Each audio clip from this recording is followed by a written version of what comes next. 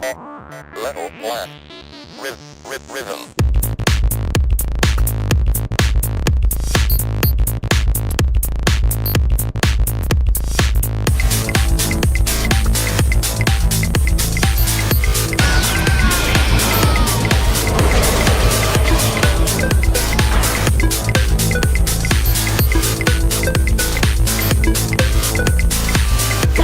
I'm gonna make it last. I give it to you right there whenever you want. So come on, girl, let me take you to another world. You're the one that I love, there ain't no other girl. Die for you, cry for you.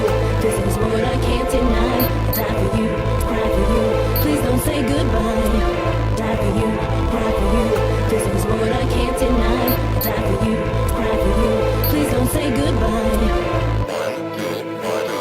Never say goodbye, I'ma die with you. I hate it when you sigh, cause I cry with you. See, I never say goodbye, I'ma die with you. I hate it when you sigh, cause I cry with you. Say it. CCP Dig 4. Woo!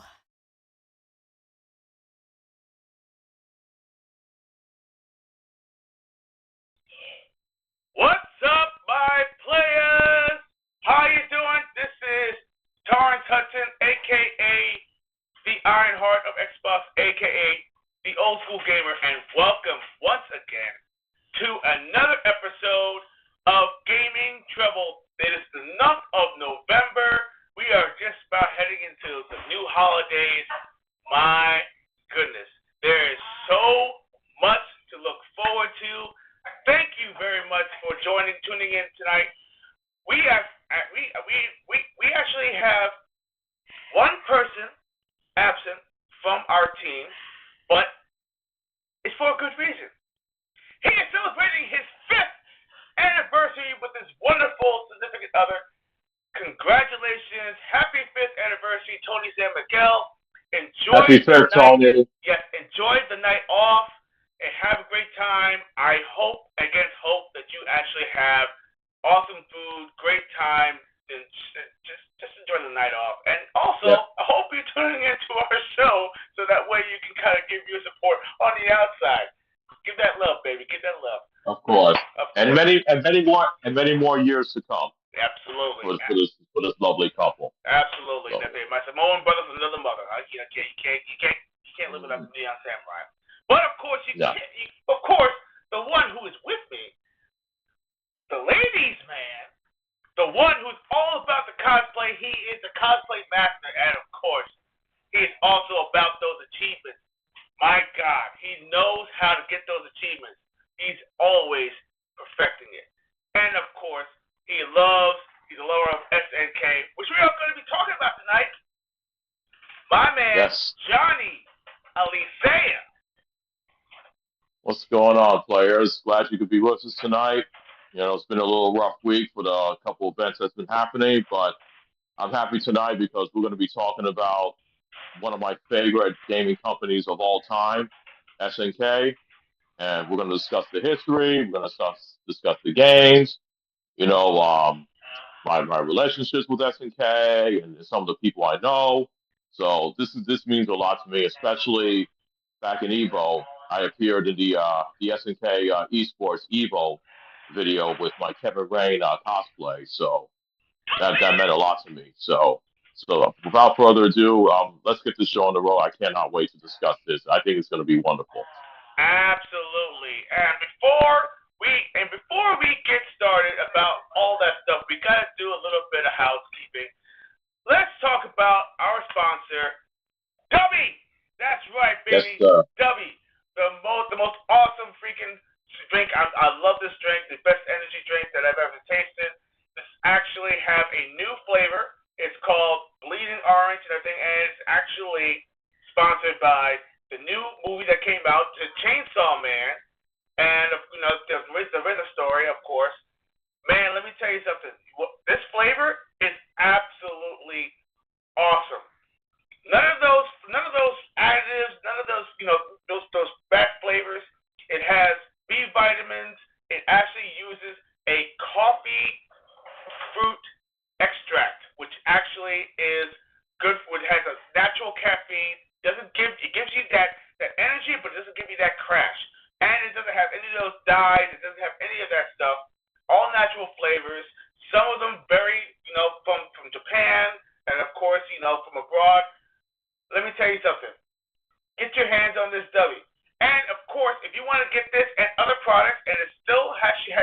sponsored by Solo Leveling, which is another Crunchyroll special. Fantastic.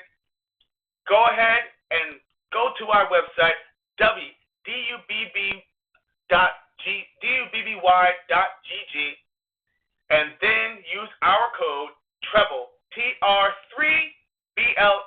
Get your 10% off on all your first purchases, and try this out. They got shaker cups. They got shaker cups. They got all the awesome little things out there. They got hats, and they also got flags. Check it out. Go ahead. It actually helps us if you help them as well. So be better. Yeah, let's get into the gaming spit. We got a lot to talk about, and gaming spit because there's been some news that. I mean, yeah, we have to get it out of the way. Let's talk about it. Let's talk about it. You want to do this? You want to start with the delays of some of the games that's been announced? Oh yeah, the delays. Yes, let's get started with that. I just found out this week though. Terminator 2D No Fate that was supposed to come out at the end of November on the 26th though, so it got pushed back to December 12th. Which is actually funny because it's going to be on the same day as the Mortal Kombat Legacy Collection physical copies are going to be coming out. So you know what, December 12th, I can wait, because I got some other games to play. So let them take their time. I'm not in a hurry to play it, even though I've been dying to play like a Terminator game like this ever since I was a kid. When I saw the movie, like this is the Terminator 2 game we should have gotten when we were young. Absolutely. I'm waiting. So let them take their time with that. So December 12th, I'll be waiting for it. And Grand Theft Auto 6 got pushed back till next November. So it will not. It will not be. Year. Get the can down the road. One more year. Everybody, and let me tell you something. Everybody and their mothers are gonna have to wait another year. But they don't care. Let me tell you something. People saying that the hype is going to die down for this game. No, people will be dying to wait for another year or two just to play this game. You know, everybody and their mothers are going to be playing this game. Listen, there you go. I know what they're doing. They're probably like, oh, but we have all these new DLCs for the GTA Online that we haven't even used yet. We don't want to lose all that money. Okay, you know what? Let's kick it down a little bit further, maybe one more year. We'll get 5 more DLCs and I think 5 more missions that you can actually be able to milk. Let's milk them. Yep. Let's milk them a little bit more. Milk them a little bit more. Yep, that's gonna happen. I'm telling you, it's gonna happen. You everybody should know Rockstar by now. Oh.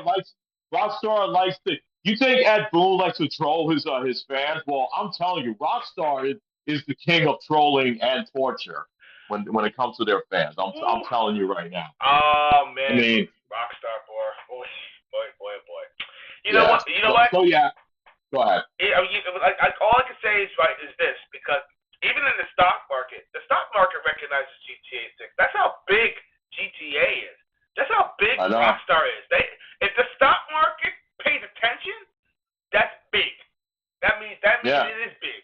It's like one of the biggest franchises in video game history. One of the biggest. Yeah. I would say one of the biggest.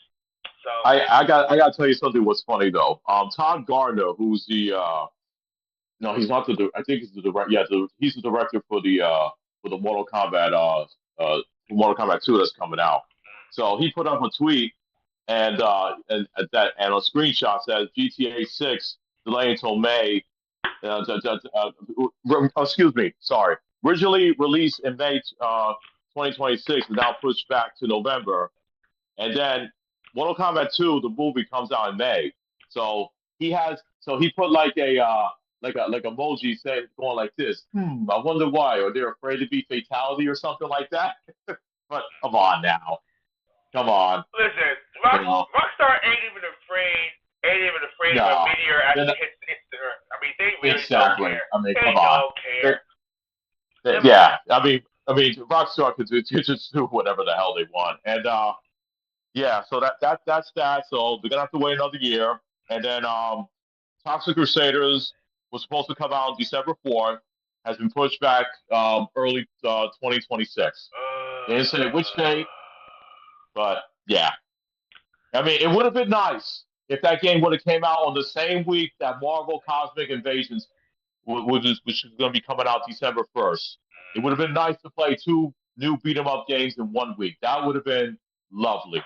But unfortunately, we're not getting that. I'm cool with So that. I'm cool with that. You know, if you stretch it I out a am. little bit, if you stretch it out a little bit more, I'll play a little bit of the Invasion. You know, Marvel Invasion, everything. You know, get into it. You know, with all the characters and stuff like that. Try, you know, Yeah. just get my fill on that. And then when Toxic Crusaders comes out, then I can play it a little bit of that. So I have a best of both worlds. You know, stretch it out a little There bit. you go. Know? Yeah. Let's just hope we don't have to wait that long for it, though. So I mean, they've been pushing this game back for quite a while now. That is You know, true. yeah. So, but yeah, I think that's all the delays for now. But so you wanted to discuss about the controversy that's been going on with the Mortal Kombat Legacy Collection online. Yeah. This right here needs to be addressed. This has actually been. This is not how you do it, Haas. This is not how you do it, guys. Not how you do this come on. Eclipse. Come on, man. You can't. Listen. Digital Eclipse used to be like one of my top companies that actually brings arcade ports home. They were always good with that. Yeah. Console games, yeah. They always do. Yeah. But this is not it, man. This is not it. What is going on? Are you guys getting forced to actually bring the product out? Is somebody over at WB saying, no, you gotta get that product out and everything, or else or else we're gonna pull the project or something like that. What's going on? Are you getting threatened? We need answers. I don't know why you're doing this. Why are you bringing out a product and then you're doing updates after it comes out? What? Come on, man. Yeah. It's just disgusting from what I've been seeing as of late, though, because I remember when I first played it, and then I wanted to try out the 32X version because I had the emulator, because I hacked the original Xbox, and I had all the 32X games in there. And I remember I played Mortal Kombat 2 on there, and the Genesis music's there, but they have all the arcade sound and special effects from the arcade in there. So when I was playing it, and then when I picked my character, when I picked Sub-Zero, it's supposed to say you pick your character, it says Sub-Zero. And I didn't hear no Sub-Zero. I said, huh? Wait a minute. How come you didn't say Sub-Zero? And then when we got to the fight, it's supposed to say round 1 fight. Didn't say that. It just said fight. I was like, what the hell is going on with this thing? And then I went to go do my fatality. Doesn't say Sub-Zero wins fatality. I'm like, what is going on? Like, what are they doing? Like, how is this not emulated perfectly? What were they doing? I don't understand it. Like, what is wrong? Like, how could they not get this right? It's like did they just like took everything? Like they just took all the ROMs, didn't even bother checking it, they just threw it out there? And then on top of that, with the online, how are you not going to have player matches, rank matches, private matches, lobbies, and spectators? How are you don't have that on day one, especially when people want to play with each other online? How could you not have that? You know, maybe I could forgive them with some of the games that they're missing, like they're missing Mortal Kombat 2 on the Game Gear, they're missing Mortal Kombat 3 on the Game Boy Game Gear, and they're missing the Genesis version of Ultimate Mortal Kombat 3. And I believe they should have had Mortal Kombat Gold in there. I can forgive that. But when you're releasing a game that's not emulated properly and people are having problems with their imports and the online is so laggy, it's unplayable. And and then plus the museum, the art in there is like AI art. It's like, what is this? Is this like, it's just like you're just using the nostalgia and you just like say, here's your nostalgia, but you don't like check to make sure everything is fine the way it is, how people remember when they played these games back in their home systems. You just like threw it in there, was a slop, and don't even care. I'm telling it's disgusting. It's really ridiculous, and fans don't deserve this. I mean, come on, the Mortal Kombat Fans don't deserve this. Kerry Hoskins, you know, God bless her soul. She was out there promoting this game. Yeah, she was on Evo. She was on Evo. She was promoting this game, and now now this is like a huge blemish on everything that she put into this. You don't understand. This right here is giving a Boone a bad name now. That doesn't make sense. Do you understand the implications of bringing a game that actually has this much legacy, and you're gonna botch this like this? Like this? Come on. How do you botch? You brought John Tobias back to talk about the legacy of Mortal Kombat, and he hasn't been with the old team since late 1990. Yeah, it was 1999. He left Midway. They brought him back to do the interviews and stuff like that and talk about his story. And it's like, how do you botch that? You know, with all these games, it's like, come on. I mean, I appreciate all the stuff that you're showing, like the never before seen moves and stuff like that in the museums and all the documentaries you show. But these games you're putting out there, they're so unplayable. And and the online, people's been asking for their refunds. This is really. And then you have all these people. You know what really disgusts me most is how people saying that, oh, it's fine, it's okay, it's fine. Oh, you asked for too much, so don't you know you have to wait? All right, you can't get everything. Not everything is going to be available on day one. That's the fucking problem. Excuse my language. I'm sorry, but that's the problem. These people, they just want to shield up to these companies. I said, listen, you have to call out a company out if they're doing something wrong. Yes. You have. Otherwise, they're going to keep on doing this. Exactly. Don't you get tired of companies when they release games and they're not and they're unplayable? Don't you get tired of that, or you just want to shield these companies because you think that, oh, if I shield and if I gaslight and if I kiss the ass of these people, you know, then I'll be able to get free stuff. I'll be able to have early access to all this stuff. That's not how it works. That's not how it works. That's not how it works. See, this is the problem. This is the problem with the you know, I've talked with certain players out there. You know, I feel like they just sit right there and they feel like they're gonna get special favors, like they're gonna get recognized, you know, by kissing the ass of these corporations. Listen, I'm sorry. Yeah. I'm sorry. That's not how it works. I appreciate the devs. I appreciate putting their heart and soul inside certain games. I appreciate the heck out of them. You know? And I also feel bad for devs and I think when they lose their job, because remember, the guys at the top are the ones who actually make all the rules.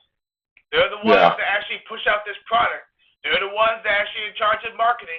They're the ones that are in charge of, you know, of quality control and all that stuff, and trickle it all down. You know, right down to distribution. But you're gonna sit right there and you're gonna feel like, oh, it's okay. No, it's not okay. No, it's not. You don't go to a store and look and you actually looking for a refrigerator that works.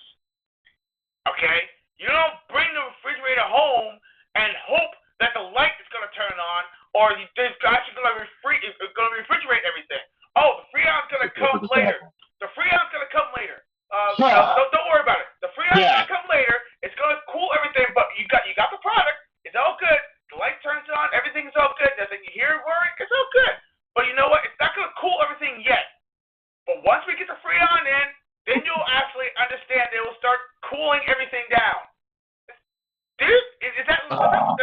Does that logic actually make sense? It doesn't make sense. It's exactly when it comes to games. It's exactly when it comes to a game. I don't bring a game home and then hope it gets fixed later. That's not how it works. That's not how it works. Okay? You're going to lose sales. Yes.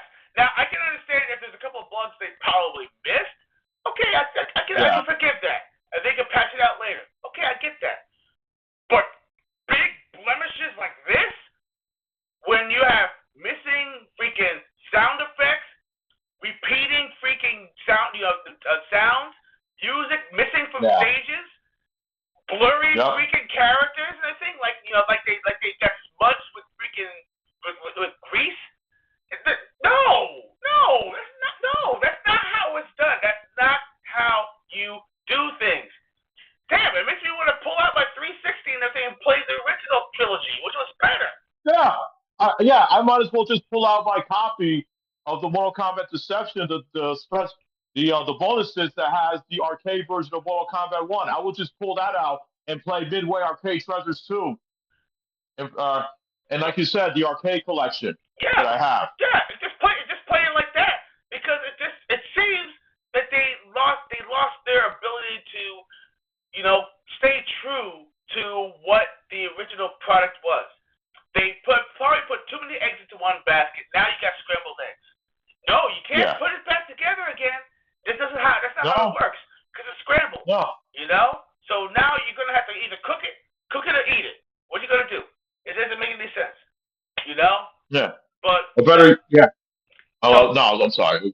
I was just gonna say about trilogy. Yeah, it was nice that they put Mortal Kombat trilogy, but people's been having problems with that version. And I'm saying to myself, you know what?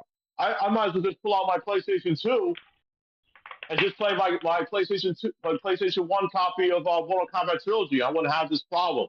Pull out my Dreamcast and just play Mortal Kombat Gold, which is the better version of 4. Yep. You might as well. I mean, come on. This is a collection that people are dying to play. I saw what's his name. I was watching Fade's video. Shout out to him. I love watching his videos.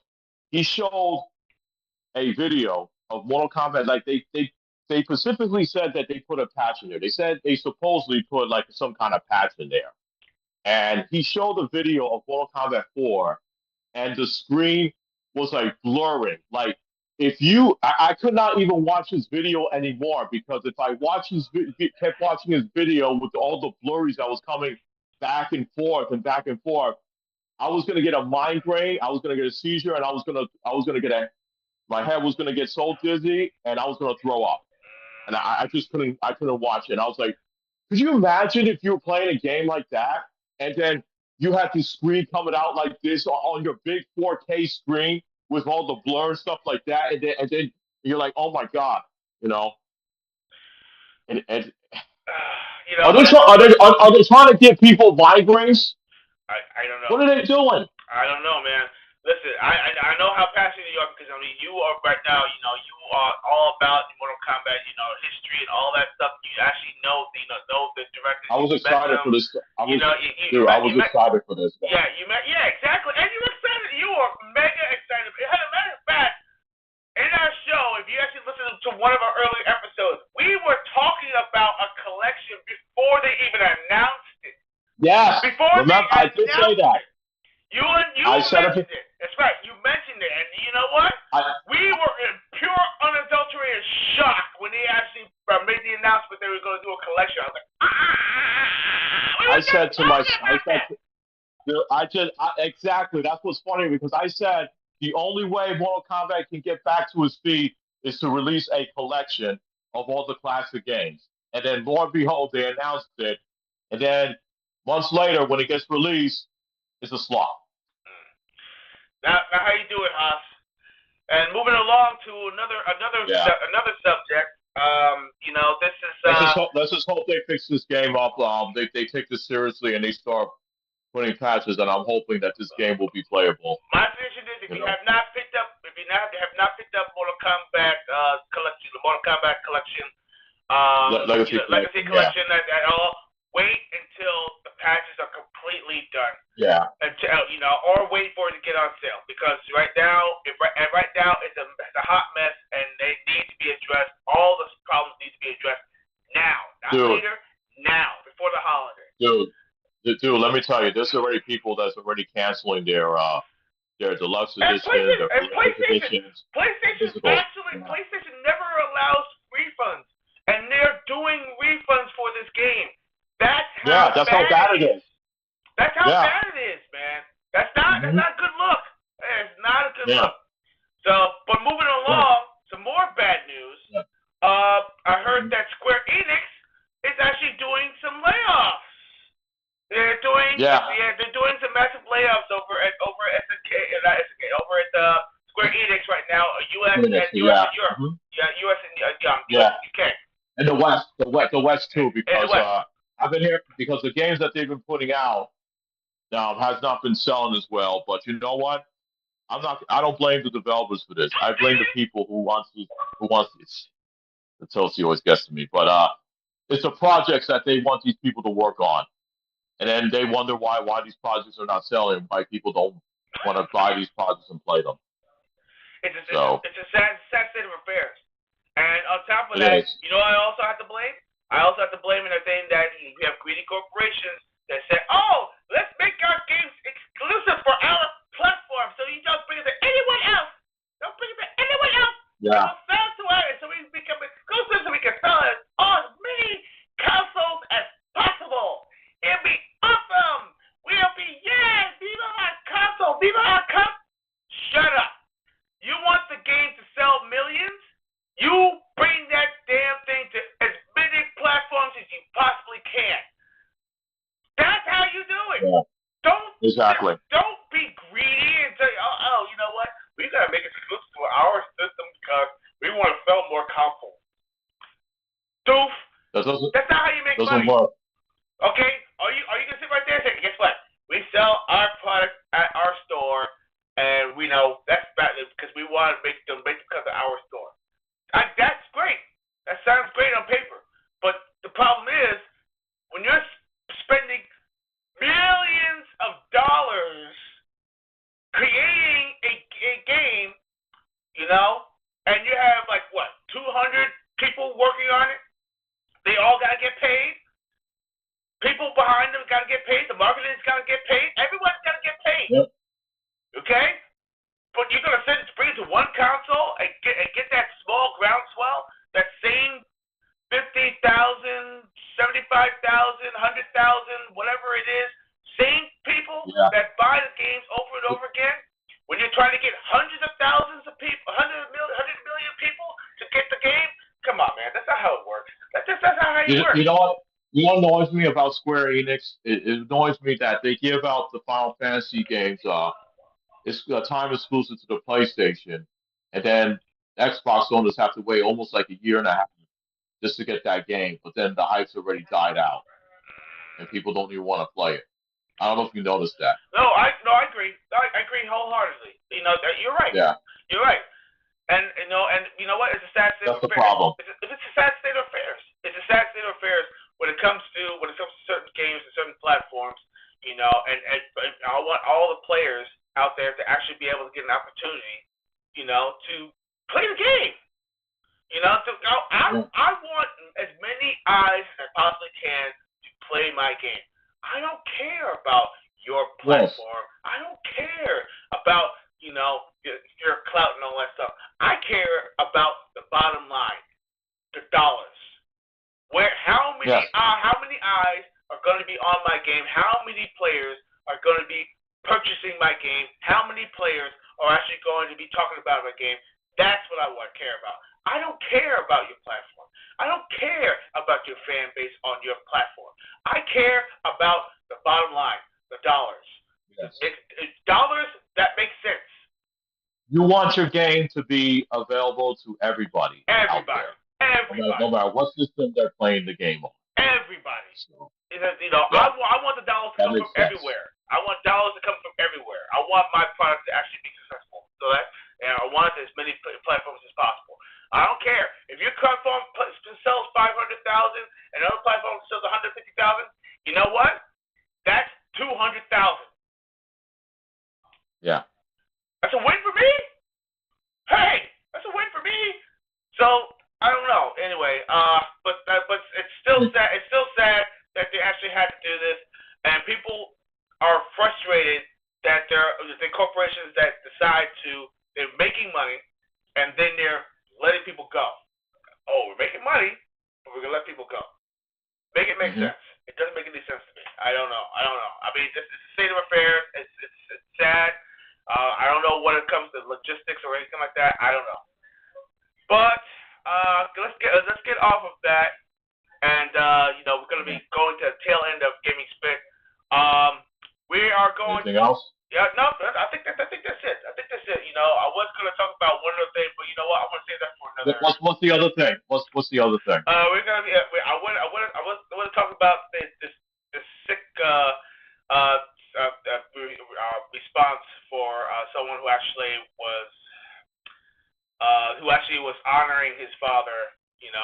Oh, I know exactly what you're talking about. Yes. Oh, Yeah, yes. yeah, Do you want to get that out of the way now before we? I do. Up to you. I do want to call him out. I hate this, but I hate doing it because it's really not. I mean, it was a pretty sick thing, though. I was very disgusted. It was. I couldn't believe it. I really. Yeah. Oh, yeah. No. Dorian has a good point. He said, "Sounds like they are focusing on investors." It's exactly. It is. That's what they care about. Yeah. They only he's care. Right. Yeah. They only care about the investors and they care about the shareholders. That's all they care about. That's all they care about. That's it. That's it. If they get their money, they're happy. That's what they care about. That's all they care about. So, but other than that, basically, you know who you are. Shame on you. I love your games. I love your games. Everyone knows who we're talking about. I don't want to right there. I don't want to go over there and shout their names. I don't want to even remotely promote him. But you know who you are. And your public apology and everything was poor, piss poor, weak. It was very weak. Weak and piss poor. Try again. No need for that. Especially some of the things I said on Twitter. He said, "Well, I did a little joke about this when my parents died." I was like, "Well, you know what? You don't know about this person who jokes like that. Like, all right, there's no time to be joking about somebody else's death in the family. Yeah, you don't know that person. This is an Xbox. Oh yeah, real cute. Yeah, real effing cute. Real cute. Come on, man. Yeah. And I can see why that a lot of people very dislikes this guy now. And I can see, and I'm looking back all the stuff that he's been saying. I was like, yeah, I can see why nobody likes this guy anymore. Yeah. I mean, it's a shame because he made some really great games back in the early 2000s, and it's a shame that what he's done to himself. Yeah. And what has become though. I mean, come on, man. You're a grown ass man. You should know what's right and what's wrong. It's no wonder Paisley just doesn't want to do anything with them anymore. So yes, well, good riddance. Anyways, okay, so that's enough with the gaming spit. Shout out to the several viewers that are actually watching us right now. Crimson Flame, thank you for coming. Dorian, you always one of my fellows. Appreciate you all. Appreciate you definitely. And Zestria Falling, is that how I pronounce it? Also, thank you very much for joining us. Let me tell you something, man. We are going to be at the middle of our show. Please stick around. We are going to be doing our raffle for the Ninja Gaiden 4 Deluxe Edition Giveaway. It's actually one of you will have an opportunity to get either a physical or digital copy to your choice for the platform of choice where it's available. So stick around, and hopefully you will be the lucky one. But before I get started, I actually want to shout out to the entries that actually did some amazing artwork for some great games. And I told you, the artwork also counts as an entry. So I'm going to show you entry number 1. Mark of the Ninja Remastered. He actually did an awesome little artwork right there, submitted by Prince of Dark X. Really awesome. Your entries counted, so you counted twice because you entered and also subscribed. Thank you very much for joining us. Thank you. Appreciate it. And good luck to you guys. Second one. Actually, matter of fact, he did 2. From Luis Diego. Oh, wow. Look at that, man. Sick. Absolutely sick. Look at that, man. Dedication. Woo! Dedication. My God, man. That is beautiful. I love that artwork. Thank you very much. And, of course, he just did a black and white. Look at that one, man. Oh, God. Look at Ayane. Ayane shows all the characters right there, man. Oh, That's sick. Look, I like that. it's pencil, baby. Look at that. After my own heart. That looks amazing. Thank you very much for your entries, and of course, these also count towards your entry for the giveaway. Thank you very much for showing that. And of course, you are now a part of history. So hopefully, everyone who actually watches the show will actually be able to see that wonderful artwork. Thank you very much for showing. So without further ado, let's get into SNK. Oh, yes. The future is now. The future is now. That's right, baby. My gosh, man. Let me tell you something. SNK has a very, very robust history. And from the very beginning, they actually started in the arcade. They started in the arcade. They started in 1978. 1978, yes. Yep. And a young man by the name of Ichi Kawasaki.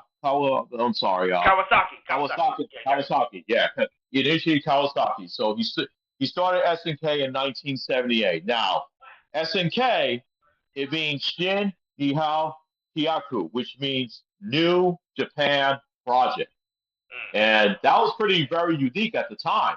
Very unique. So yeah, he started this company, and he wanted to do something in gaming because the arcade scene back in the late '70s was getting huge in Japan. It was big,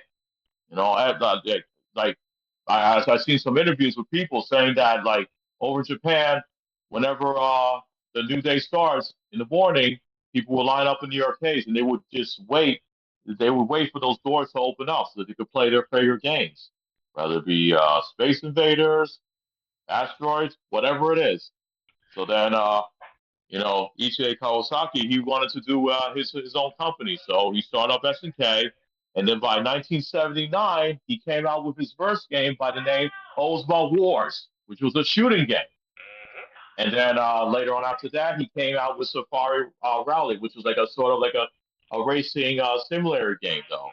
It was very unique at the time. And then by 1981, he came out with Vanguard. Then you had Alpha Mission come out, and then later on, like the years, SNK was really developing itself. People were looking at SNK. Oh yeah, these guys, they were pulling out these great games. And then in 1986, you had two iconic games that came out. You had, of course, the Akari Warriors and Athena.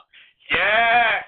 Now, what's interesting about Akari Warriors, it was one of the first games that actually included an eight directional controller, a rotated controller that actually rotates your character in all different ways. So you can actually go forward and shoot backwards and so on.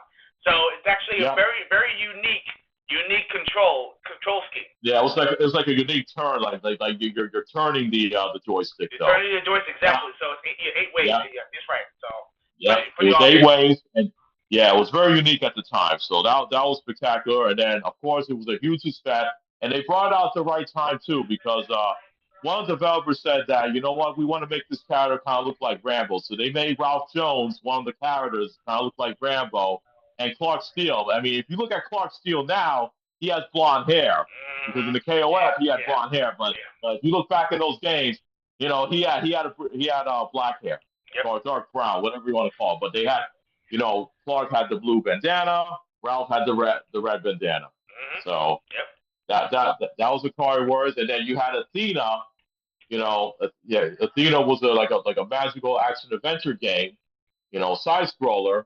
And it was a very unique game at the time. So I mean, there was two different Athenas though, because there was an Athena from the King of Fighters series, and then you have this Athena who's the goddess. Right. That's basically what you're doing. You're fighting monsters, you're fighting demons, you're fighting all these mystical creatures. And again, these two games, they were the big success. And Akari Warriors later on came out with 2 more sequels after that. Of course.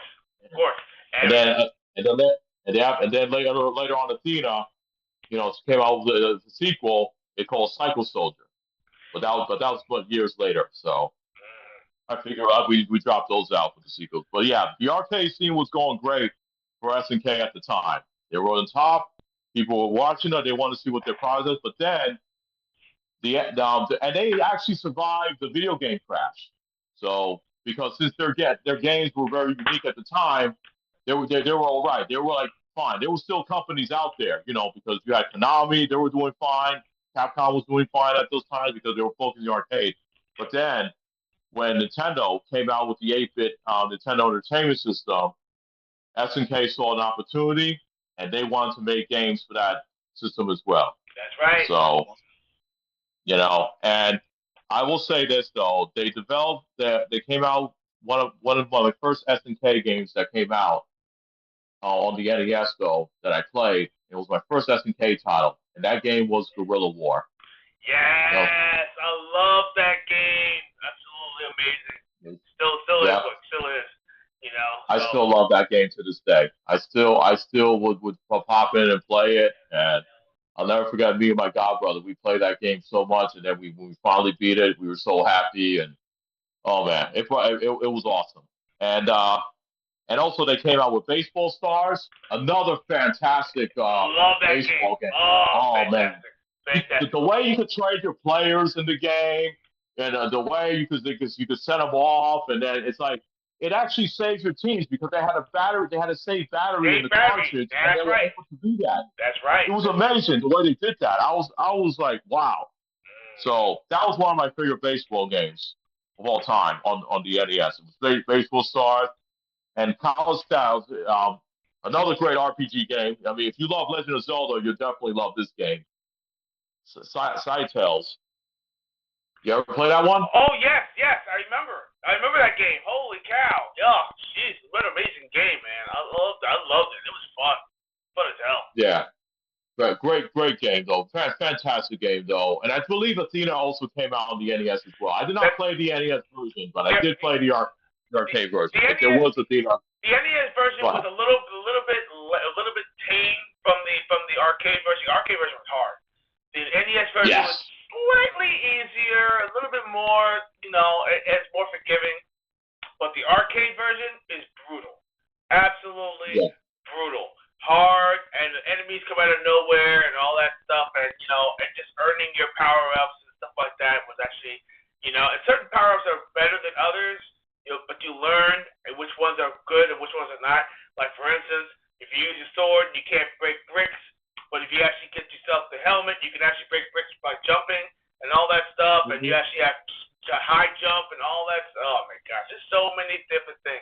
And for the enemies, though, the enemies are relentless in certain stages. Yeah. Still is like one of my top. I'd say my top 20 games. Top 20. Top 20 games. You side scroller games. Thinking of all the times I liked in the arcade. Yeah, there is. If people are interested in checking these games out, there is something that's called the SNK Anniversary Collection. Yep. It's out on the Switch and Xbox and PlayStation 4 as well. Yeah, so, for the 40th anniversary. 40th anniversary. Okay, sorry. Thank you for correcting me. I appreciate that. Yeah. But House Science was a really good RPG at the time because I was thinking to myself, SNK probably did see Legend of Zelda. And they said that, you know what, we can make our own RPG game. Yep, Crystallis. Crystallis, yeah. Crystallis. Yeah, Crystallis was like a fantastic game, though. I remember I rented that game out, and I was like, wow. It's just like, the scene, the cut scenes in that game was amazing. So. Dude, you know what, to be honest with you, I mean, I'm glad we're actually talking about this game. It's one of those underrated games that people need to try. The 40th anniversary actually does have that game. So my suggestion is, if you love Zelda, if you love build RPGs in certain ways and also cutscenes, the way SNK actually does them, play that game.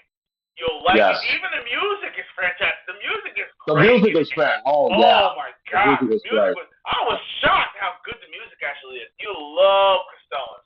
Try the game, you'll love it. Absolutely. Yep. That game was fantastic. And then, so SNK has seen a lot of success from the arcade and the home systems. But then They were actually thinking of something though, because and this was one of the smartest things that I have ever seen a company has ever done. So whenever an arcade game gets old, or people don't play it anymore, they got to take that arcade machine and send it away, or sell whatever they have to do with it. But SNK did something smart though. They decided to make something called that came and in 1989 they were working on something called, which was the Neo Geo, and they finally got that released around like 19 it was either 1990 1991, and they worked on it. And this was a very unique thing that they did with the Neo Geo system though. It's still in the arcades though, because we'll get to the home system later, but we got to focus on the arcades because that's what their focus is on. Even though they were focused on home systems like the NES games, but the arcade was their main thing. So what they did was is that you have an arcade, and they have a system in there with the chips and everything, and the person that owns the arcades, when they have that arcade monitor and the whole system there, they don't have to get rid of it. If they want to change the games, all they have to do is open up the cabinet, take the cartridge out of there, and then put in your new game right there. And they can add up to 4 games in there. How amazing was that? I mean, nobody was thinking about this during that time, which is hilarious. I mean, that's just genius. That's genius right there. Yeah, they actually knew what they were doing, because the thing about this, they figured, why not actually have this available for the home, because they actually wanted to compete with Nintendo. Yes. They wanted to compete with Sega. They wanted to compete with all of them, and they said, why not bring the arcade home? Yes. So what do?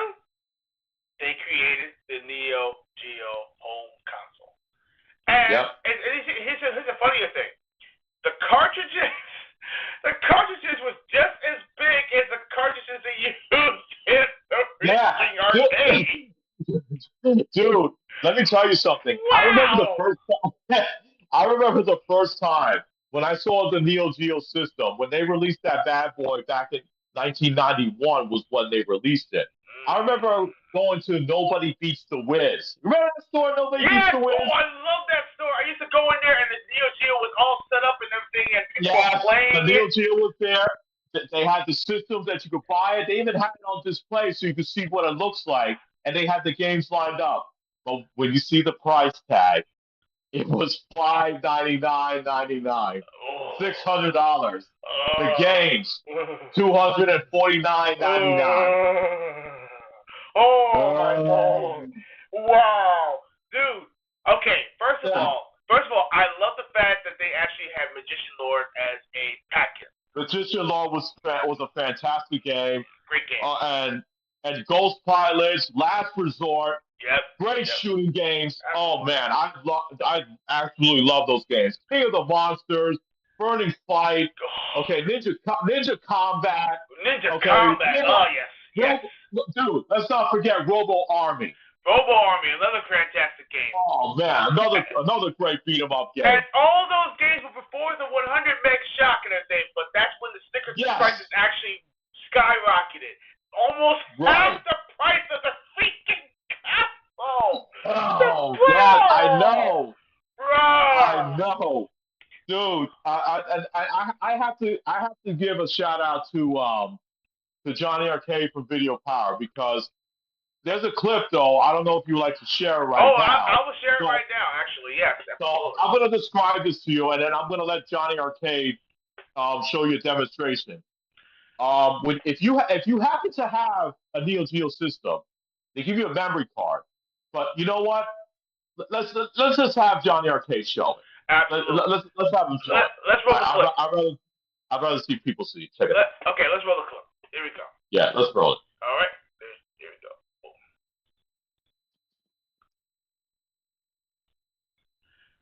Can you hear it?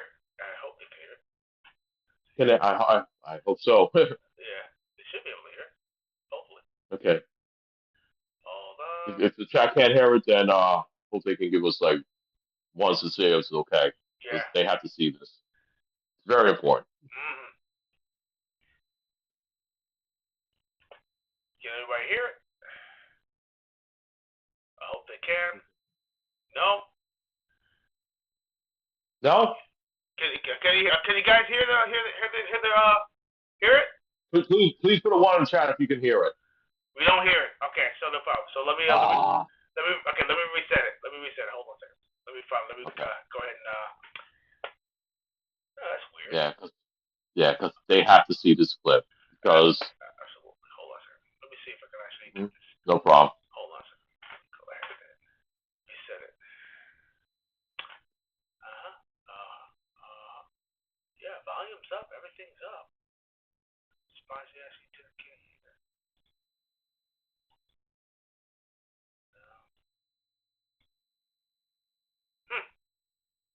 Weird. All right, so for some odd reason or thing, I can't get the volume to actually work so you can hear it. All right, so we'll get back to that in a second, but we'll have to fix it on my end. But we'll keep on talking about it. Okay, sure. Okay. Yeah. Well, I mean, if they can see the video, the videos Johnny Arcade was going to show in that video is that you have a memory card. So let's just say you got this memory card, and let's say you're playing Robo Army at your home system in the home system. So you play the game, and then all of a sudden you're up to like stage 2 or stage 3, but you want to go to the arcade because you want to meet your boys and hang out and whatnot. Oh, they say okay. So I could take that memory card and I can go to the arcade. I can stick that memory card into the arcade machine, and then I can play where I'm left off. So SNK, you can correct me if I'm wrong. I believe SNK was the first company to come up with the memory cards. So you could save your games, unless there's another company that did it. But that's the first one I ever seen of a memory card that any gaming company has done. And I think that was amazing.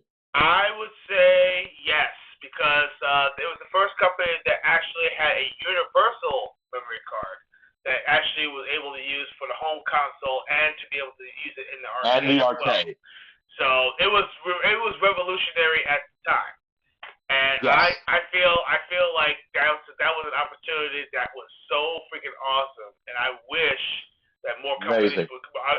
Actually, matter of fact, there was one other company that did actually implement that, and that was Sega with the BMUs.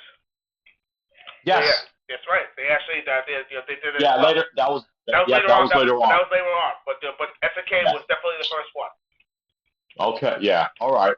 Just wanted to be sure of it though. But I thought that was freaking amazing though. When I first saw that, I was like, oh man, this is like, if any rich kid is able to get any system they want, they best get the Neo Geo. And let me tell you something, and you're gonna laugh though. I hope the crowd gets a laugh out of this. I was so jealous every time I watched Video Power when the contestant has a chance, when he wins the whole day and he goes into that mall and they tell him that if you find the secret game, whether it be Ninja Gaiden 2 or Teenage Mutant Ninja Turtles 2, whatever the game is, they have to find that secret prize. And they say, you get this, they bring out the Neo Geo. And I'm like, you lucky little... I wanted to be on that show so bad to be able to win that, because I know during that time our parents was not going to spend $600 on that system.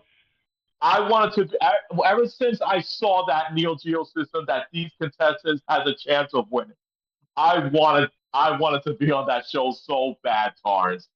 Dude, oh man, you know how many opportunities I've actually had to try to get on that show. I asked my mother. I actually said, "Mom, please, can I actually get on that show?" And my mother was like, "No, I'm not gonna travel all the way to the city to actually get." I'm like, "Ah." Yeah, see a party pooper. See a party pooper. Party pooper. Yes. It just made me so jelly just to see these kids kids that are around my age and teenagers as well to have this opportunity to win that Neo Geo system because I just saw how amazing the system itself and the games I saw when I was at Nobody Beats the Wiz. I was like, oh man. You And I know, saw the price on that thing. Oh man, it was like just it's it's sad. It really is. And you know what though? I feel like for some odd reason, I mean, I can't get the volume up. But you know what? That's all right. You know, we'll work on that another time. oh, for the video? Yeah, the video. The video was Oh man. the volume won't show. But Oh man. yeah, Okay. that's Wow. all right. But Yeah. yeah, I mean, it definitely would have been nice to show, but it's all right. But yeah, but then ever since they started bringing out these games, then all of a sudden we have to talk about the fighting games, Fatal Fury, Yes. the, because Street Fighter Two came in, and then all of a sudden SNK, during that year, the same year, 1991, when Street Fighter Two came out, they came out with Fatal Fury. And Fatal Fury blew us away, especially going into the background, the foreground. Oh man, that's something that was different that Street Fighter 2 didn't have. Street Fighter 2 was just in one lane. Meanwhile, Fatal Fury was you go in the backgrounds and fight like that. That was very cool to see. I even like the music. At that time. The music was very, very good too. The music was The good. music, The sound effects was yes. good. Everything about it was really good. I mean, the only caveat, and I have to say this, the only caveat is that you only had 3 characters to choose from. Yeah, Terry Bogard and Joey Gashi. Okay, but you know what though? To be honest with you, I think that was made it. I think the story was actually where they were really focused on, and I think it was the story. Yes. Yeah, it was definitely the story. So I actually enjoyed it, and also the controls. Let's talk about the controls for a second. It was more precise. It almost like basically it was played more like you remember the original Street Fighter, the OG Street Fighter, the Street Fighter 1. You yes, had to be, we know that. Ultra precise with the controls. You can't be loosey goosey with it. You have to be like literally down, forward, punch, down, back, kick. Yeah. But also the moves in the King of Fighters. Okay, sorry, King of Fighters. In Fatal Fury. That's okay. It was called Fatal Fury, the King of Fighters. Well, yeah. But Fatal Fury, the moves were actually had to be precise too. The rising tackle, you can't go like hold down and press up and punch at the same time. It doesn't work that way. You had to literally go down and then up and then press punch for it to come out. Right. And then you had for your flash kick. See that one, you had to go down, forward, down, back, and then up, down, up. You know, up. What do you call it? Up, back to actually. The moves were a little bit awkward at the time. They were very awkward. Pointed out. Especially Andy Bogart's move is through the stunts, and then the easiest moves to put on again was obviously the power wave and the burn knuckle. Of course. Because if the crack shot, you had to do like down to back, but you had to make sure you hit up back as well and hit that kick button as well. Yep. Because it wasn't like you just have to.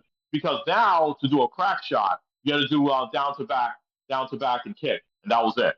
Yep. No, in this one you had to make sure you go all the way up to up back, and then hit it though, which was a little bit awkward at the time, but yeah. But then later on, the following year, we had Fatal Fury 2. Now, here's a funny thing about Fatal Fury 2. Street Fighter 2 had 8 fighters to choose from. Fatal Fury 2 had 8. Yep. And of course, they had the 4 bosses. Fatal Fury 2 had the 4 bosses to fight. Yep. So it was basically like they were like matching it a bit though. But then the moves in the game were much easier to pull off in that game. Tell them the awesome part. This is actually a little fun fact for you. Around the same year, Super Street Fighter 2 Turbo came out. It came out in 1994.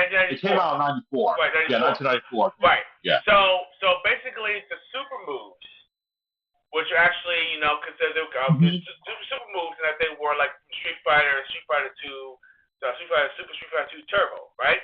They actually had a super move. Right. Yeah. Now, Championship edition right. before. Yeah. Fatal Fury didn't have that. It did, but they had what you would call a desperation move. Desperation moves were actually a move that are there when you see your light flashing. Yes. So it was flash red. Yes, when it's flashing red, you're able to pull off a super move that actually do some massive damage.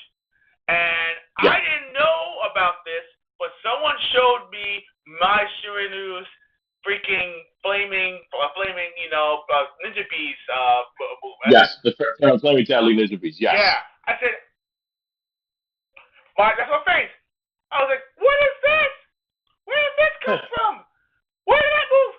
I've never seen that before. And then they're telling me, he said, oh yeah, it's called a special move. I said, special move. I didn't know what it was called, but now in the terms it's called desperation. Desperation move. Yeah. Yes. So everyone had that. So that's where the power geyser came from. And that's where the screw upper. The screw upper came from. All those moves and everything, they actually had a special move. Now, one of the harder ones and everything was Jubei. Jubei's move and everything, you have to be close and everything to be able to do his. It's a grab move. But you know what makes that move hard to pull off is because you have to charge. You have to charge down fast and then do the motions right there. Yeah. These moves were very hard to pull off. They were not easy. Some of them were easy, but some of them were very difficult to pull off, and you had to make sure you got the right position to get it out too. Exactly. Oh, yeah. Here's some comments we actually have right here. Crimson Flame said 90s was a peak era for fighting games. Everyone was trying to one up the other. True. True. That was like the best era. Absolutely. The best era because great era. Yeah, because Street Fighter 2 was king at the time. And because Street Fighter 2 was king, all the other companies wanted to be just like Street Fighter 2. There you go. They were all trying to get a part of it, a piece of the pie. Especially SNK. Oh, yeah, SNK at the time. Plus, don't forget that not only was Fatal Fury came out at the time, but they had 2 other fighting games. Actually, 3 other fighting games. We had King of the Monsters. Yep. Can't forget about that game. Yep. And Art of Fighting. Now, what makes Art of Fighting unique is like whenever the characters are far away from each other, the camera goes back. When the characters get close, the camera zooms in. That was very unique at the time. But there was only 2 characters you could play. It was Ryo and Robert. Just like Fatal Fury, it focused on the story. Right. Until Art of Fighting 2 came out, we started having more characters. Right. And then, so after the success, everybody loved Fatal Fury, everybody loved Art of Fighting. Samurai Shodown came out in I believe it was 92 or 93, around that time. A very different type of fighting game because it played more like a samurai game because it was precise moves. It was a samurai game. But the thing is that it was more about precise moves and deadly slashes more than combos or anything like that. Albeit you can still do combos in a sense, but it's not like the same sense of doing the simple and ease like a Street Fighter 2 or anything like that. It's more like deadly strikes than anything else. And it was 1993 that Samurai Shodown came out. 92, I was right that Art of Fighting came out at that time, but 93 Samurai Shodown came out. Yeah, so I was right. I want to make sure I was right. Right. About Samurai Shodown, you were saying that you have to be patient with that game. You can't just go like all buck wild in that game. Now, here's some fun facts for you guys. Because a lot of people like to play games, and when they play the game, they just play the game just to play the game. There are a lot of technical things you can actually learn inside Samurai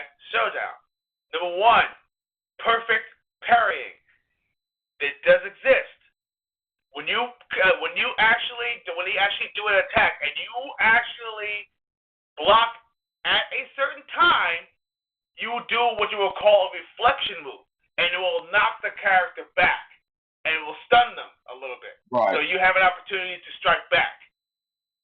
Just sitting right there and pressing block ain't it, Huz. Pressing block at the right time, that's better. And also, they can use their weapon. The struggle. Remember the struggle when they go. Whoever presses the button, mashes the button like the hardest, like the most.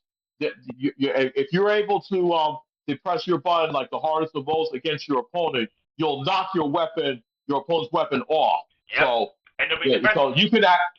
And there'll be defenses. So you're to like quickly see have to find a way to be able maybe to trick you.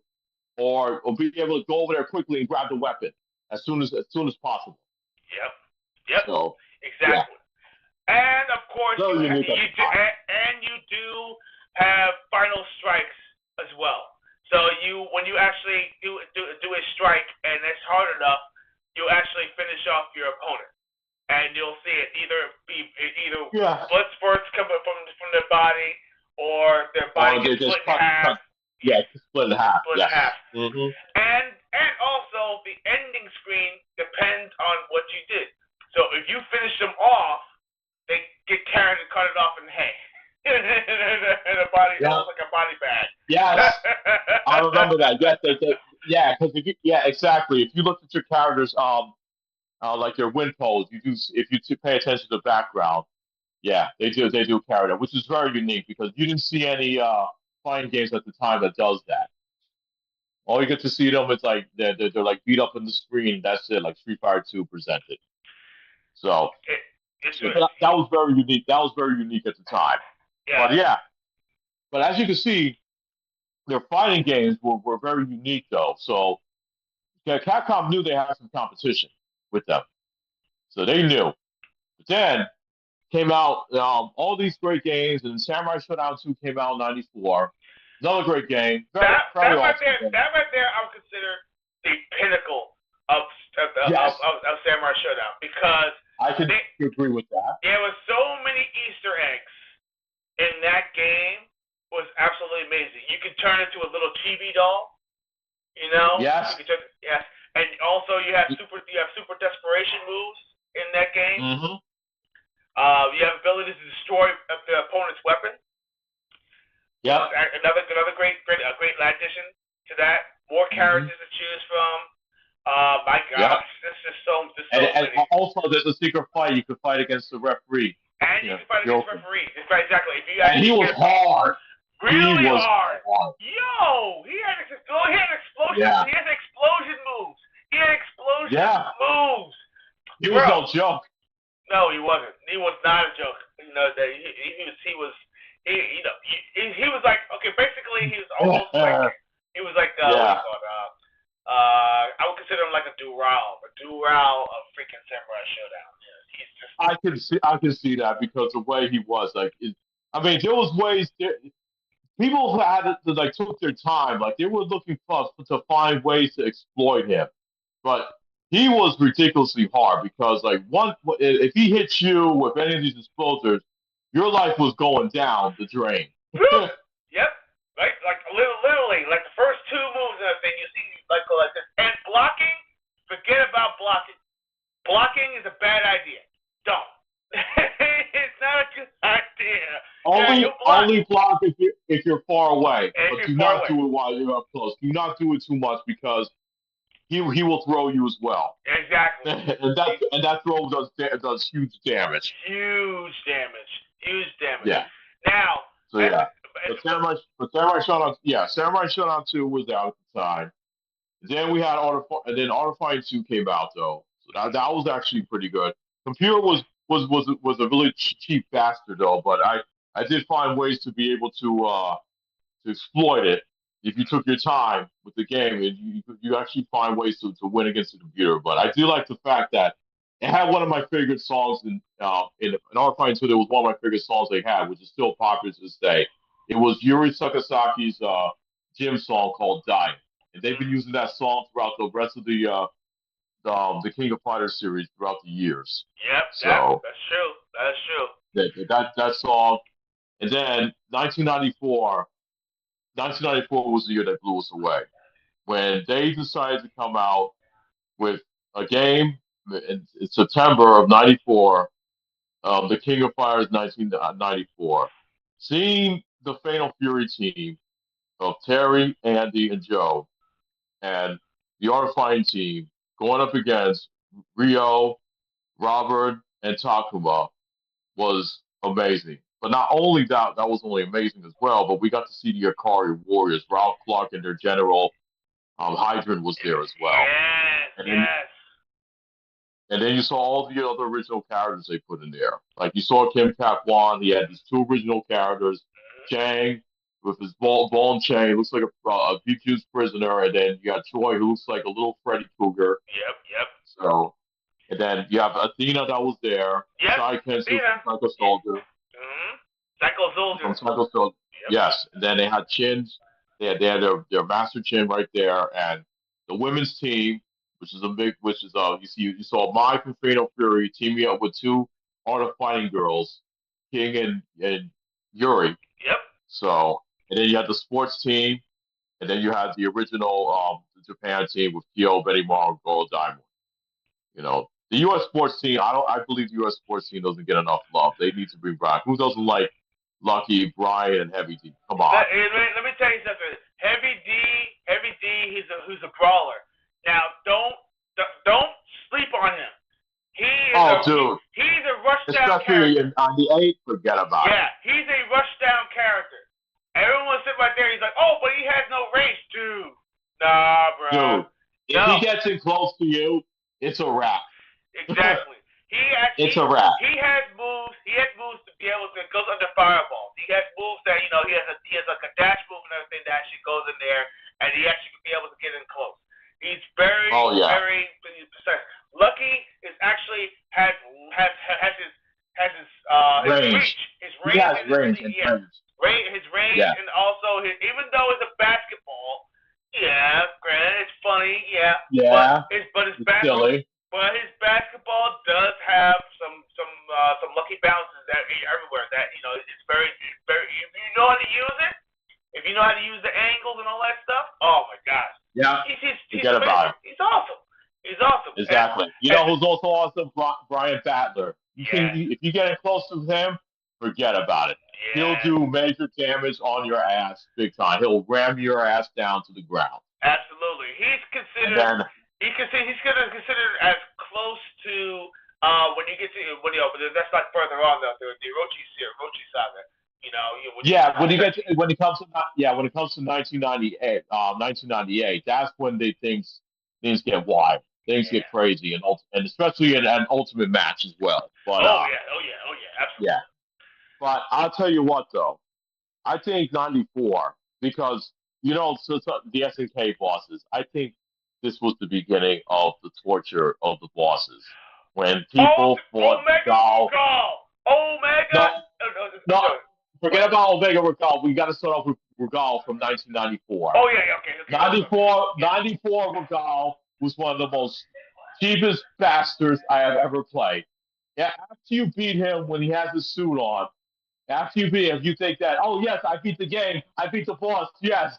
But then no, when he takes off his suit off, oh man, he's going downtown on your ass with the Genocide Cutter and the Replicants and the Kaiser Wave. He's gonna take so much damage on your ass. SNK knows how to punish their. Yes. SNK knows how to punish their players. They know how to punish their players. Yes. Okay. You think Bison was bad? Oh man, forget it. Bison's tame compared to Regal. Bison is. Come on. Oh my gosh, man! And it gets worse as the years goes on. The bosses actually start to get a little bit worse as you go on. Yeah, because, some of the bosses get very cheap. Yes, very you get to see new bosses. And Omega Regal, yes. You mentioned Omega Regal when he made his appearance in '95. Yeah. It's ridiculous, and people wonder, oh, how do I beat these bosses? Guess what? You don't play fair. You can't play fair against these bosses. No. You gotta be cheap. Never play fair. You got to be cheap. Stop worrying You about have to. combos. Stop worrying about none of that stuff. Knockdowns are your friend, and try your hardest to get in those freaking super moves, because you're done if you don't. You have to bait these bosses. Yes. If you don't bait these bosses into doing their special moves that can leave themselves open, you're gonna get annihilated. And the problem with some of these bosses is they have quick recovery time. The recovery time is ridiculous. Yo, I oh was like, gosh. what? You can't even. It doesn't even give you enough time to land your attack. Yes, exactly. Yeah. Oh man. And it's even worse because as soon as they catch you, that life bar is as good as gone. And yes. it's weird too because they wait until the most inopportune time. You say right there, it's like, oh, I got an opportunity to jump in. Nope. You recovered. Up. He got you. Super move. Life gone. Ah, dang, got it. Yeah. It's so frustrating. Yeah. But that's that was king. But when KOF 94 came out, I said that was the beginning of an era for our fighting games because SNK has something special, and the King of Fighters is still growing strong to this day. Yep. But so since then, before we start talking about other games, like Metal Slug, this is a very another fantastic game, another brutal game, by the way.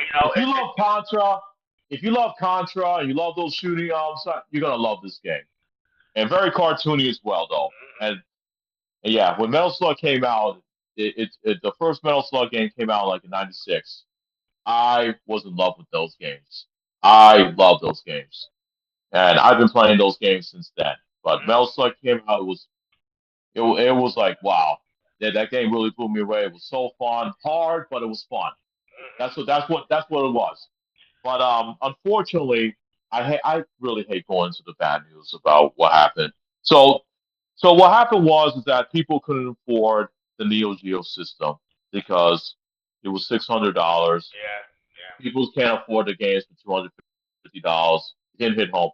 They tried out something called the Neo Geo CD. Now the problem is it was a good idea because it was lower the cost. They were using the CD qualities. The problem with that is that the load times were terrible. Atrocious. Okay. They were terrible. Johnny, let me. Yes, sir. Can I get a piece of this one? I got to tell you about. No, go ahead. Yeah, I'll sit back. Say what you got to say, man. My friend was actually excited about it because he's like, oh, I got the Neo Geo CD, got CD quality, sound, and all that stuff. And I was like, oh, really? Oh, cool. We get to play a game. I kid you freaking not. We popped in the disc. We looked at the loading screen. Okay? 5 minutes went by. We were looking at it. No. Like here. 5 minutes. 10 minutes went by. We literally went into the kitchen and made some freaking, I think it was Pop-Tarts or something like that. And sandwiches. And we came back. And it was like, there was like this much left to load. It wasn't even done yet. Wow. And this was Samurai Shodown 2. Oh, wow. Do you understand? Man. Do you understand how atrocious that is? That's ridiculous. There's no game should take 10 minutes to 15 minutes to load. That is crazy. No, that's impossible. And you think I'm exaggerating? The smaller games, faster loading. Bigger games, the 100 meg shot games, freaking almost 10 minutes to load. That's low. They should have never done that. And you know what? And you know why? Because they chose a slow what we call processing RAM, I think it was, for the disk drive, for the disk reader. That was that. No, sorry, absolutely. Yeah. That's all. Needless to say, it was Now, after that story that you told me, yeah, needless to say, it was no surprise that the Neo Geo CD was a failure. And then, I mean, they were still putting their games out there. They were putting their games out there on the Super Nintendo. They were putting their games out there on the Genesis and Sega CD and all the other consoles. So they were getting some success on that. But the thing was is that the arcade scene was a little bit kind of like dying off a bit, though. It was dying just a bit, though. But the only thing that was keeping SNK at the time was the King of Fighters series. The Fatal Fury series was still growing strong to that time. And Art of Fighting 3 came out. Very gorgeous looking game. I love the animation. They just recently did a tournament over Atlanta at DreamHack, which I really wanted to go. They did a tournament for that game, for Art of Fighting 3, believe it or not. And they also came out with the Fatal Fury Rebound series. So it was actually going well, but SNK was looking for that. They were looking for that one thing that can hit the home run with them. So they tried out the handheld in the handheld industry. I put it that way. So they came out with the Neo Geo Color Pocket Color, and let me tell you something. I love that thing. I really do. The games on that system was so fun. They even got Sonic the Hedgehog on the Neo Geo system. Wow. Can you believe that? That's They they crazy. had a they had a Sonic game on that, and they had Metal Slug, and then they had the rivalry going on with Capcom and SNK because you had the King of Fighters series, the Street Fighter Alpha series. All these games were still going strong to this time in the '90s. So the first game they decided to do that Capcom and SNK agreed upon because they finally found they got together and decided they wanted to do crossover games. So they decided people are going to say that Capcom versus SNK was the first one. No, it wasn't. It was SNK versus Capcom Match of the Millennium that came out on the Neo Geo Pocket Color. So that game right there started it all, and it was a very unique game. They had mini games. You had your fighting as well. You could do one on ones. You could do two on twos. Just a tag team two on twos like they do in the Marvel vs. Capcom series. And then you have your three on threes like the King of Fighters series. And they had a very unique cast. So, but even though those games that they had the Samurai Shodown game on there. They had KOF games though, but unfortunately, the system was a flop. And then yeah, so SNK was a little off rails at the time. They're just looking for something that can actually put them up there. They came out with something called and not I want to get short in 1997. I don't want to forget that in 1997 they decided to come out with the Hyper Neo Geo 64 because everybody wants to get into the 3D. So you had Fatal Fury Wild Ambition, and then needless to say, unfortunately, that it didn't last long. It was a flop. So Unbelievable. That's crazy. I mean, yeah, so I feel like SNK had a lot of missed opportunities, and personally, when it boils down to it, um, it's it's just it's just I think what happened was that they put too many eggs into one basket, and I believe so too. they were almost about to go under. They were about to go under. At Yeah, a certain time too. yeah, But they, yeah. but a Because little, but yeah, okay, no, yeah, no, go ahead. I'm sorry. No, no, yeah, go ahead. Finish it. yeah. I'm But sorry. then of course there's a company called Playmore and everything. But we'll get into that. Yeah, we're close to getting that. We Yeah, are very close to getting that. But yeah, but the only thing SNK at this right of time, they're only focusing on their fighting games. Right there. The only really action game that they had at the time was Metal Slug, but it wasn't really. Unfortunately, it wasn't really helping them that much though, because even though they had the SNK versus Capcom on the Neo Geo Pocket Color, Unfortunately, the system failed, and the game didn't help them too much. Probably it was a great game, but it's unfortunate.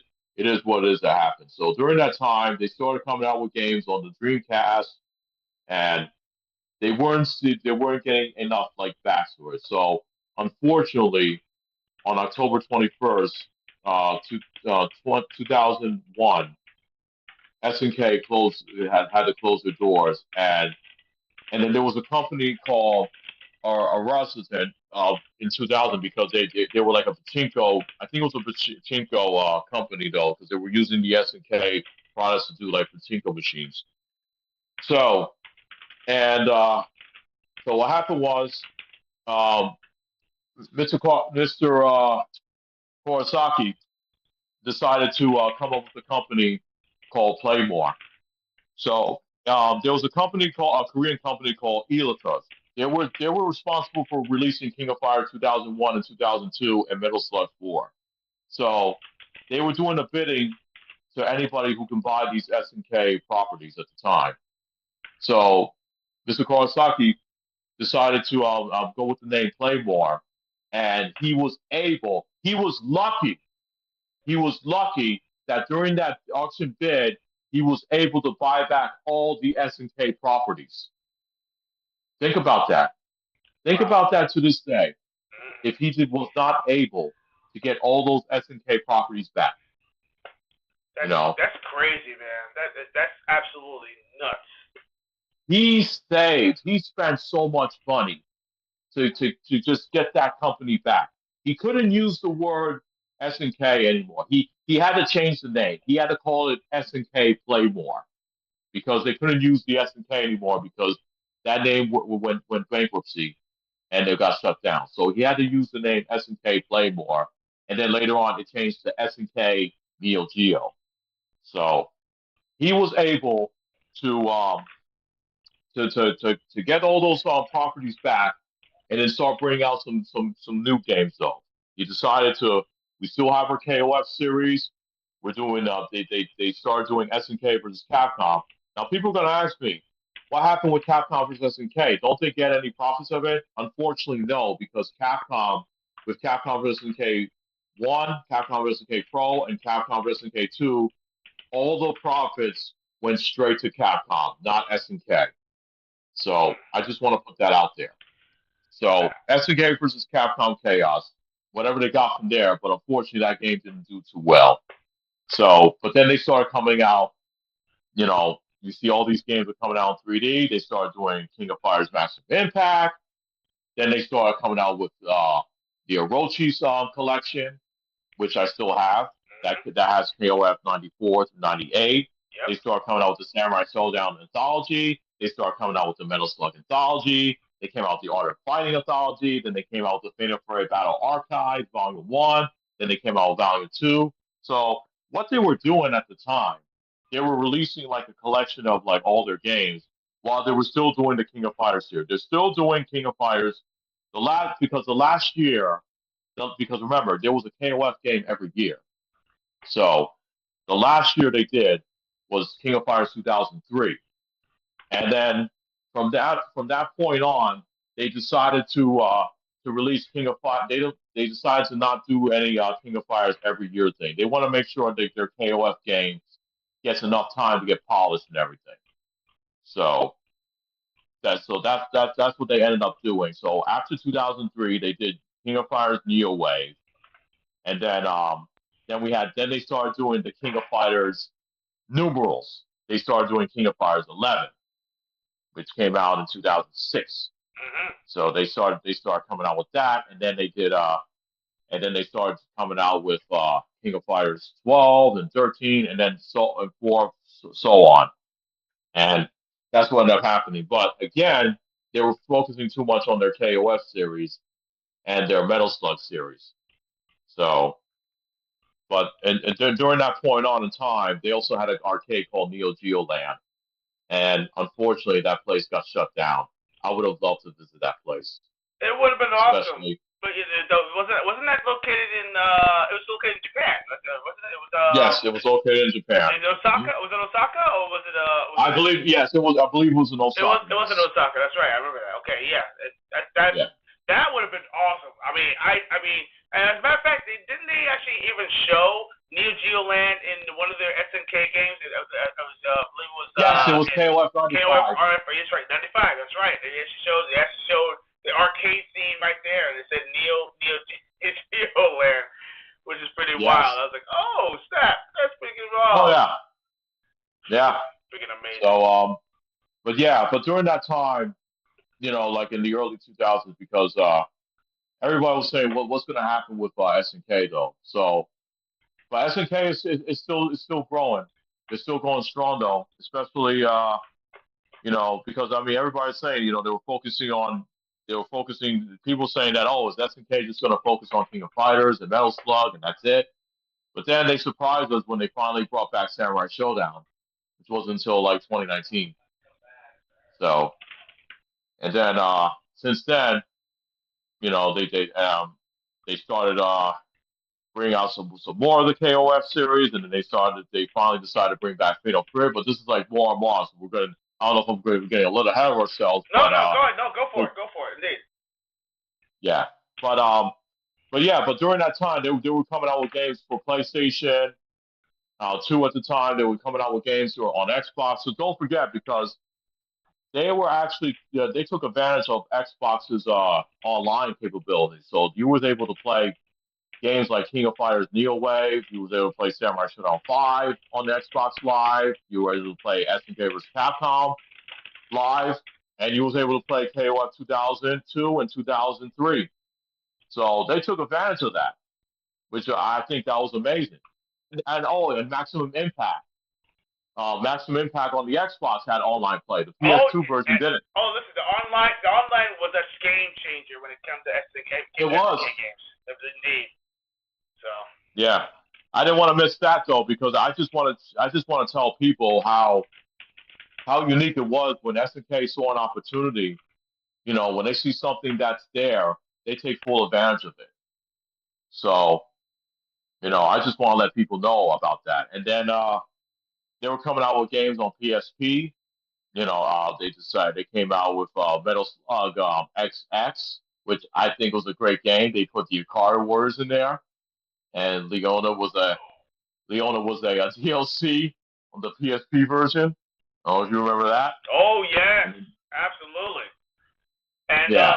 I think around that time wasn't the Neo Geo Pocket actually being because they said that the Neo Geo Pocket would actually had you could actually be able to attach that to your Dreamcast at the time. Yes. Yeah. Oh, thank you for reminding me of that. Yeah. Yes, I remember you was able to connect that, because I think you was able to unlock like different colors and game data and stuff like that. Yeah. That's right. I remember that. Yeah, that's a good thing you did. Yeah, because like I said before, whenever SNK saw like a feature that a system has, they took full advantage of it. So gotta give them props for that. Oh, gotta give props for that. And people thought that SNK was gonna meet their demise so soon, but it's like they just keep coming back strong and strong. You just can't keep them down. And let me tell you something, man. If it wasn't for Mr. Kawasaki, I think SNK would have been in the ground in the early 2000s, and the properties that would have been like elsewhere. It wouldn't be in one spot. So wow, that's crazy, man. So, yeah. So but, go ahead. Yeah, go ahead. Yeah, No, go ahead. Okay. So let's going back into the history. Besides the bankruptcy and everything, and of course they actually declared bankruptcy in October of 2001, by the way. Okay. Yes, before they closed the doors. Yeah. Yeah, exactly. So thank goodness Kawasaki actually decided to form Playmore. And once Playmore, got affiliated, they actually changed the name to SNK Playmore. Yeah, that's what. I mentioned that earlier. You mentioned it before earlier. And now here's a funny story. That was kind of short lived. It actually only was only there for like not even 6 years. Not even 96. No, sorry. 16 years. Excuse me. 16 years. From 2001 to 2016, the SNK Playmore was actually affiliated with the Dreamcast at the time because they actually had a good partnership with a lot of their games. So you see like a lot of games. This is SNK Playmore, Right. Playmore, and which is actually kind of pretty wild. And they still kept on releasing new titles, and of course Xbox, the OG Xbox actually had some SNK and Playmore titles as well. With the online. Online, exactly. So that was pretty cool. But and of course, King of Fighters and Metal Slug was their bread and butter. Like all the other licenses, they could have chose. They only chose two because they felt like those were the only two titles that actually got the most traction. But they made too many titles, too many sequels, too often. Like literally, from Metal Slug X. This is from Metal Slug X on. They had Metal Slug 4, Metal Slug 5, Metal Slug 6. Yeah. And to very mid to poor reviews because they felt like they were kind of doing a copy and paste in a sense. If you remember, Yeah, I remember they came out with Metal Slug 7 on the Nintendo DS. Yeah. They did have that, and they also came out with Metal Slug XX, which came out on the PSP. Yep. And that was also available on the Xbox 360 as well. That's right. And it's a sad state of affairs too because since Neo Geo's identity was kind of got muddled in a sense because a lot of other titles too, like remember Rage of the Dragons actually came out, but that was actually another company that actually made that. Right. System Works, I believe, actually kind of we're getting into the mix with that.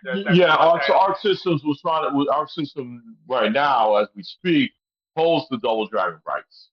There was another company that actually re-released Rage of the Dragons too. Yeah. Also. Yeah. So, but yeah, I mean, but there's so many great games. Even Sammy. Remember American Sammy? Of the course. company, they actually made games for the Neo Geo at the time. I think one of the games was called Viewpoint. They got Viewpoint. Great game. Weird isometric view, scrolling type of game. Like one-hit kills. Basically, if you lose your power-ups, you're pretty much done. It's almost like R-Type. If you actually get far in the stage and you die and you lose all your power-ups, it's almost to the point where you either try your best to survive so you get your power-ups back, or just say, okay, you know what? Let me just start all over. Exactly. There's actually two other fighting game franchises I forgot to mention. Okay, go ahead. My apologies. I have to mention Last Blade, and I have to mention World Heroes. Oh, World Heroes, yes. Oh my Last gosh. Blade. Yes, absolutely. Yeah. One of my favorite games that actually came out during the mid 2000s, and this still holds to my heart. It's called Neo Geo Battle Coliseum. You had characters from Fatal Fury. You had characters from Fatal Fury, characters from Art of Fighting, King of Fighters, Samurai Shodown, Last Blade, Cruiser's Encounter, World Heroes, and Metal Slug, because Marco and Mars People was in the game. So you had all those characters in there, like battling out them. Plus, you had two original characters in there, an original last boss in there. So that game was pretty wild at the time, just to see all those characters mixed in there. Oh yeah. I did mention characters and War Heroes in that game as well, which was very unique. I thought it was a very unique game. Wow. Okay. Cool. Yeah. I don't know if you remember Neo Geo Battle Coliseum. That was a great game. Oh, I love that game. That game was freaking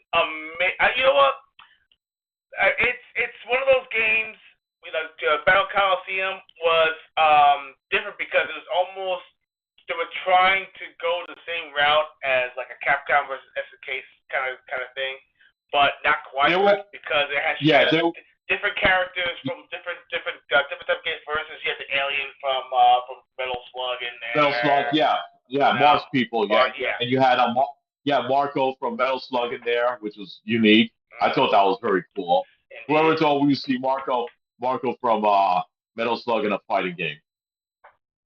So I thought that was very cool. Yep.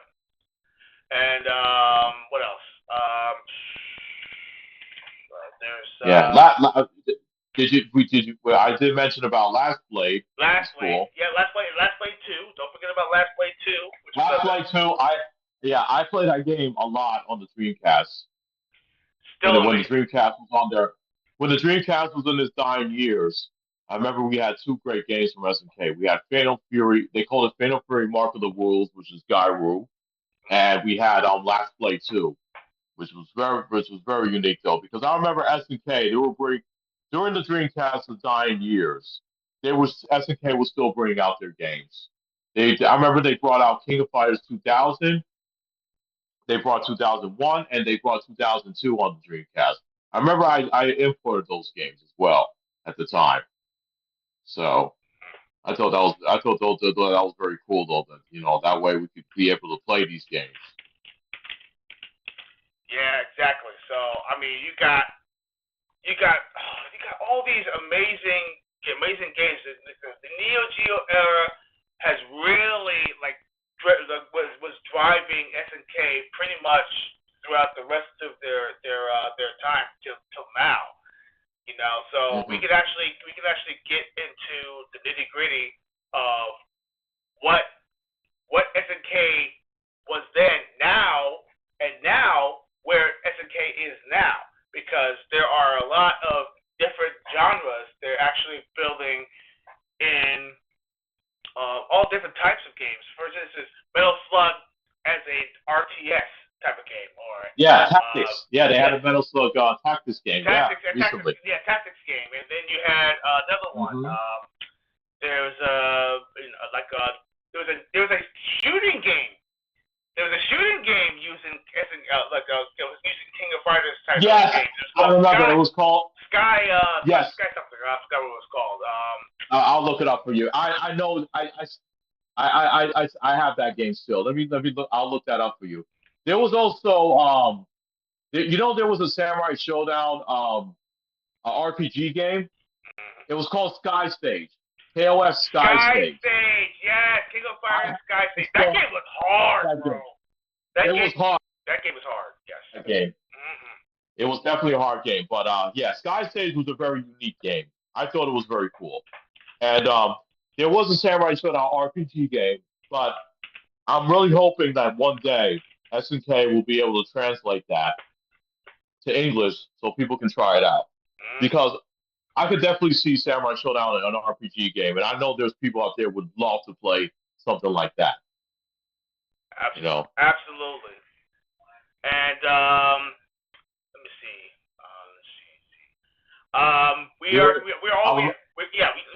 Keep going. I was gonna mention that. You know what I would love to see SNK bring back? I would love to see SNK do like another beat 'em up game. I'd like to see them do like a remake version of Burning Fight, or maybe a remake version of Robo Army. One of those type of games or something. Yes, absolutely. Bring back King of the Monsters. Do a King of the Monsters 3. I mean, big monster movies are making a big comeback now. So, hey, think about that. Imagine. Yes, indeed. So what else? What else we can throw in there? Because SNK still right now they're actually hitting their big strides right now when it comes to like the newer games that are out.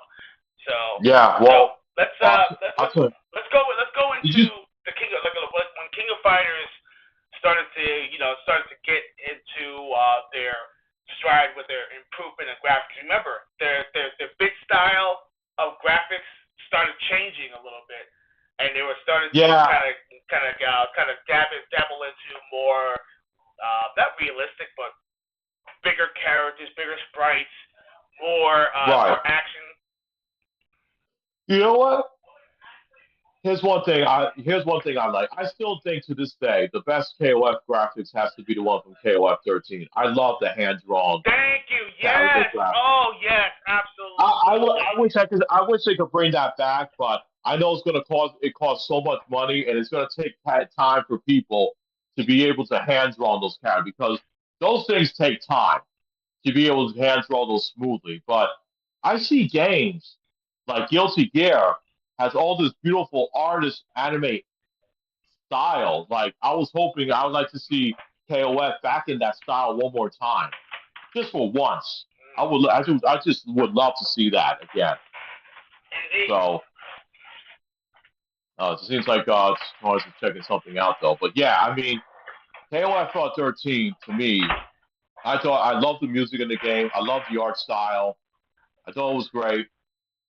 So so and I would love to see the KOF goes back into that style one more time, just for once though. But I know it won't happen. But hey, that it seems like they're just still going to use the graphics that they used for KOF 14 and 15 from now on. So well, you know what? yes, it is what it is. To be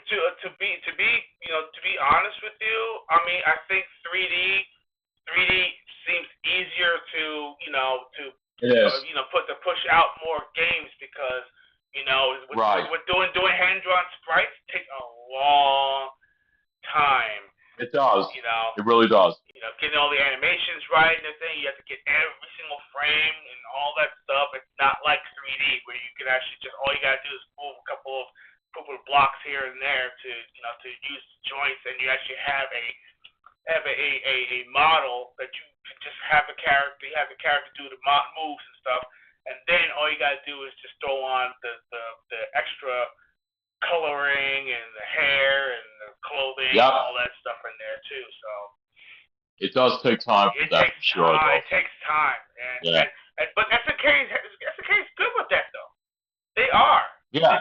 I mean, look at Fatal Fury, City of the Wolves. I thought the graphics were pretty amazing for that game. I thought it was really good. Indeed. If you've seen it though, so if they're gonna move forward with that kind of art style, I wouldn't mind too. But you want to know what's funny? I don't know if you saw though, but SNK did put out a tweet though. It was like a post. You saw it. They showed Mr. Karate's Tango mask, and then the other scene you saw somebody like flipping a coin. Yeah, you see somebody flipping a coin and then grabbing it. It's like a tease though. People are thinking that is there a new Art of Fighting game coming out? Or is this a tease that some of the Art of Fighting characters are coming to City of the Wolves? I think it's Art of Fighting characters going to the City of the Wolves. Come on, it's just obvious. It's going to be Mr. Karate. Mr. Karate is going to be one of the characters they're probably going to throw in there, or they'll probably have him as an alternate suit character. So either it's going to be Roro Sakazaki. Kind of being, playing that role, or taking the role, yeah, taking the role, or it could be, basically Takuma, or yeah. you never know, might see appearance because don't forget the last character for the season pass is Mr. Big. So don't forget that. That's true. And that's then right. and then also I forgot to mention this earlier though, but I'd rather say it for now because we're talking about SNK. Chun-Li just came out this week for City of the Wolves. That's right. That's right. Chun-Li has actually been unlocked in City of the Wolves, and she is a very versatile character. Now, okay, it's a little critique. I think the voiceover could have been better. The English or the Japanese? The English version. The English, okay. Yeah. It could have been better. The I can agree. The Japanese, perfection. Perfect. Right. Yes. Americanized version. Yeah, some people are not too thrilled on the.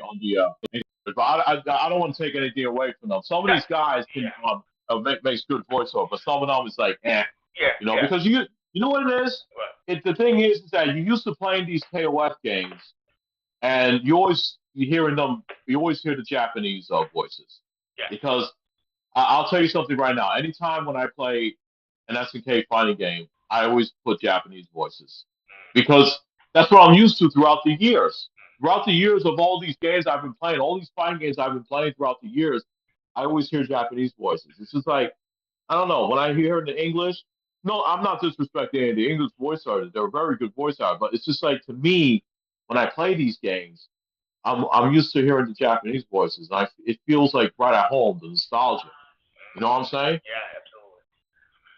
So, but right now, nothing, because I mean, because we're almost out of time, because we're gonna be doing our raffle very, very soon. Oh yes, that's right. Yes, yes, Hey, exactly. listen, we're getting caught up with the SNK stuff, because I enjoy talking about.